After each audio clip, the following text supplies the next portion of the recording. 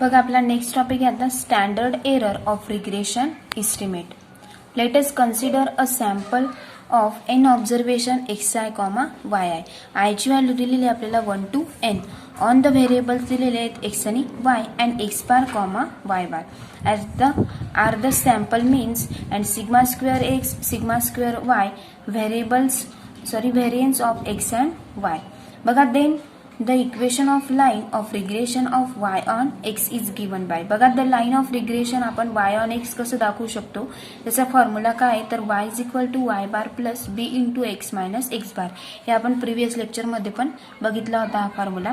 म्हणजेच where b is equal to काय मिळेल मग r into sigma x divided by sigma y. And the regression estimate of y for x is equal to काय मिळेल आपल्याला xi b. Next म्हणजेच yi is equal to काय मिळेल मग yi is equal to y bar plus b into xi minus x bar. yi cap is equal to y bar plus b into xi minus x bar. म्हणजेच then yi minus yi cap is the error in the estimate and positive square root of the mean square error is called as a standard error of regression estimate y and it is denoted by. बघा आपल्याला standard error आणि regression इस्टिमेटची definition दिली की then y and y cap जर error in estimate and positive square root असेल of mean square error is called as a काय म्हणू शकतो आपण त्याला standard error of regression estimate y and denoted by काय दाखवतो आपण sy ने त्याला आपण डिनोट करू शकतो. बघा next sy is equal to म्हणजे standard of y, standard error of y असं आपण त्याला रीड करू शकतो. बघा म्हणजेच is equal to root of summation yi minus y cap bracket square divided by n हा त्याचा फॉर्म्युला आहे. आणि त्याचा स्क्वेअर कसं लिहू शकतो आपण sy म्हणजे standard error of y square is equal to summation into yi minus y कॅपचा bracket square divided by n. म्हणजेच इज इक्वल टू काय मिळालं बघा 1/n summation of yi minus y bar plus b of xi minus x बारचा bracket square. म्हणजेच is equal to बघा next step काय मिळेल आपल्याला 1/n summation of yi minus y bar आपण एका ब्रॅकेटमध्ये घेऊन घेतलं minus b of xi minus x bar ब्रॅकेटचा स्क्वेअर. म्हणजेच इज इक्वल टू आपण असं पण लिहू शकतो बघा हा n आपल्याला प्रत्येक टर्म मध्ये काय केलं आपण डिनॉमिनेटर करून घेतला, प्रत्येक टर्मला काय केलं आपण सेपरेट करून घेतलं summation of yi minus y bar bracket square divided by n minus 2 into b of summation yi minus y bar divided by n into xi minus x bar plus next b square into summation of बघा आपल्याला formula आहे yi minus y bar minus 2b plus b square तो आपण separate करून घेतला हा तर खाली लिहिलेला आहे आपण plus b square into summation of xi minus x bar bracket square divided by काय मिळेल आपल्याला n.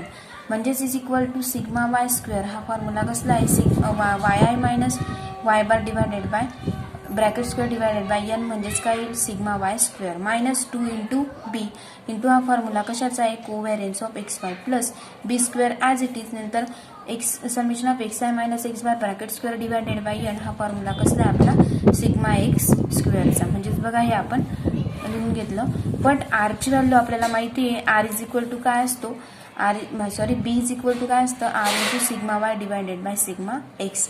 म्हणजेच इज इक्वल टू काय मिळेल sigma y square plus r square sigma y square minus 2r into sigma y divided by sigma x म्हणजेच into r into sigma x into sigma y. म्हणजेच is equal to काय मिळेल बघा sigma y square plus r square into sigma y square minus 2 into r square ही value कसली आहे r square into sigma y sigma square y. म्हणजेच बघा standard error a square y is equal to काय मिळेल मग sigma y square into 1 minus काय मिळेल 1 मायनस आर स्क्वेअर. बघा जर स्टँडर्ड एरर ऑफ स्क्वेअरचे जर ही टर्म मिळेल तर sy म्हणजे standard error of y is equal to काय मिळेल मग सिग्मा वाय आणि ही व्हॅल्यू कसली कशात जाईल रूटमध्ये म्हणजेच काय मिळेल sigma y into root of 1 minus r square. Next म्हणजेच is the standard error of regression is the standard error of regression estimate of y on x. म्हणजे similarly the standard error of regression estimate of x on y. बघा regression estimate काय असेल y on x पण असू शकतं किंवा x on y पण असू शकतं. म्हणजेच बघा आता आपण फर्स्टली एस वायचं काढलं म्हणजे स्टँडर्ड एरर ऑफ वाय. त्या पद्धतीनेच आपण standard error of x is equal to काय मिळेल, मग इथं ए वाय असेल तर इथं एक्स येईल. Sigma x into root of 1 minus r square as it is. म्हणजेच next the larger value of r square,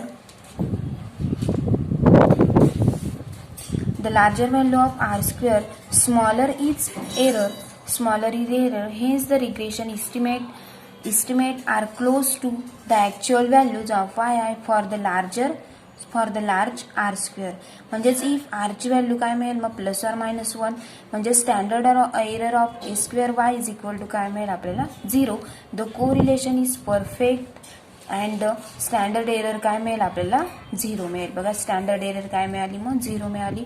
म्हणजेच which means observe values and estimate values of y agree all the points on the scatter diagram lie on the line of regression. अशा पद्धतीने बघा हे standard error बघितलं. आता आपला next topic आहे explained and unexplained variations. Explained and unexplained variation बघूया. Let the sample of n pairs of observation be xi, yi. I ची व्हॅल्यू दिली आपल्याला 1 to n. The variation in values of y is given as sigma y square. म्हणजेच let the line of regression of y on x is y is equal to काय असतं a plus bx. आपण formula बघितला आहे y is equal to a plus bx and the linear regression estimate of y on x xi is काय असतं मग yi cap is equal to y bar plus b into xi minus x bar. म्हणजेच the variation in yi cap is काय असतं totally due to variation in x. So variance of yi cap is called काय म्हणू शकतो आपण variation of y explained by the linear regression. म्हणजेच बघा त्याची डेफिनेशन दिलेली इथं. म्हणजेच पण आपल्याला observe value of yi may differ for yi cap and the variation is known as a residual variation or unexplained variation. बघा त्याची डेफिनेशन दिली. It is given as. बघा ते आपण डिनोट कसं करू शकतो मग standard error of y square is equal to summation of y i minus y caps bracket square divided by n. म्हणजेच इज इक्वल टू बघा फॉर्म्युला कसला आहे 1 मायनस आर स्क्वेअरचा. म्हणजेच is equal to sigma y square is into काय मिळेल मग 1 minus r square. Next बघा let us understand this concept by considering deviations.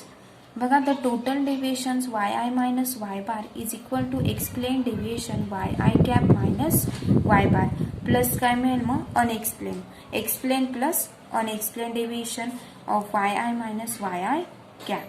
म्हणजेच इज इक्वल टू बघा काय मिळेल मग y i minus y bar आपण ॲज इट इज लिहिला इज इक्वल टू जे एक्सप्लेन डेव्हिएशन आहेत म्हणजे y i cap minus y bar plus unexplained म्हणजेच वाय आय मायनस वाय आयचा कॅप.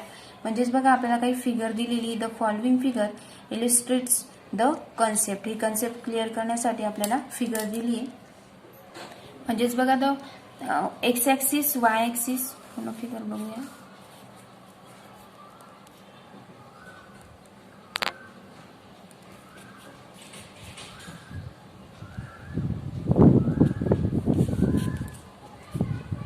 आपल्याला पूर्ण फिगर दिसते बघा. एक्स ॲक्सिस एक्सप्लेन डेव्हिएशन बघा दिलेलं आहे. Deviation y i minus y bar. X axis दिलेला आहे, वाय ॲक्सिस दिलेला आहे. ही figure regression line of Y on x. Firstly आपल्याला regression line on y on x दिलेले आहे. नेक्स्ट ऑब्झर्व इकडे वाय ॲक्सिसमध्ये observe value of y i. X ॲक्सिसमध्ये the line of y is equal to y bar. Next आपल्याला हे arrow दाखवलेले आहेत बघा. इथं ही लाईन दिलेली आहे एक्स बार आणि वाय बारची ही लाईन दिलेली आहे. नेक्स्ट आपल्याला हे दिलेलं आहे एक्सप्लेन याचं दिलेलं आहे बघा. Regression line of Y on x ही वाय ऑन एक्सची लाईन दिलेली आहे. Next regression estimate y i cap ही ॲरो दाखवलेला आहे बघा. Next total deviation y i cap minus y bar cap आणि इथं आपल्याला explained deviation y i cap minus y bar आणि इकडे काय दिलेलं आहे एक्स ॲक्सिसला एक्सप्लेन आणि वाय ॲक्सिसला unexplained deviation of y i minus y bar cap. मग अशा पद्धतीने ही आपल्याला फिगर दिलेली आहे. म्हणजेच देअर फोर एक्सप्लेन व्हेरिएशन्स. म्हणजेच बघा explained variations is equal to काय मिळेल मग summation of y cap minus y bar bracket square divided by n, म्हणजेच इज इक्वल टू काय मिळेल 1/n into summation of y bar minus b into x i minus x bar minus काय मिळेल y बारचा bracket square, म्हणजेच is equal to बघा b square into y x into 1/n into summation of x i minus x bar bracket square, म्हणजेच is equal to काय मिळेल r square into sigma y square divided by sigma x square into sigma x square, म्हणजेच is equal to बघा हा formula काय मिळेल मग त्याच्यामध्ये sigma x square get cancel, म्हणजेच r square into sigma y square, हे त्याचं काय मिळेल आपल्याला सोल्युशन मिळेल कशाचं b square y x into 1/n summation of x i minus x bar bracket square is equal to r square into sigma y square मिळेल. म्हणजेच बघा so the total variation is equal to explained variation, बघा total variation कसं formula तयार होईल मग explained variation plus unexplained variation, आत्ताच आपण फिगरमध्ये बघितलं बघा आणि त्याचा फॉर्म्युला पण बघितला. म्हणजेच आपल्याला जी व्हॅल्यू आलेली आहे sigma y square is equal to काय मिळाली आहे r square into sigma y square plus sigma y square into 1 minus r square, म्हणजेच therefore percentage of variance of y explained by linear regression is काय मिळेल मग linear regression r square into sigma y square divided by काय मिळालं sigma y square into 100, म्हणजेच is equal to बघा काय मिळेल मग सोल्युशन आपल्याला into sigma y square get cancel, म्हणजे सोल्युशन काय मिळालं फक्त आपल्याला percentage of variation of y explained the linear रिग्रेशनचं फक्त काय मिळालं फक्त आपल्याला आर स्क्वेअर. नेक्स्ट टॉपिक आहे बघा आपला कोएफिशियंट ऑफ डिटर्मिनेशन.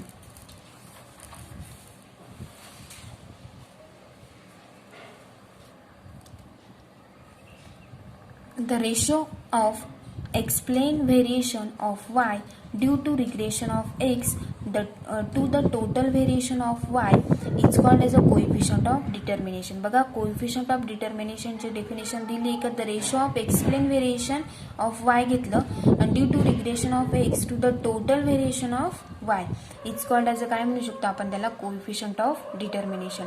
बघा coefficient of determination चा फॉर्म्युला काय आहे मग r square into sigma y square divided by sigma y square get cancel, म्हणजेच इज इक्वल टू काय मिळालं coefficient of determination is equal to काय मिळालं फक्त आर स्क्वेअर, म्हणजेच बघा the quantity r square is called as a coefficient of determination. बघा म्हणजेच आर स्क्वेअरला आपण काय म्हणू शकतो कोएफिशियंट ऑफ डिटर्मिनेशन. नेक्स्ट आहे बघा the coefficient of determination gives us about the extent of explain variation.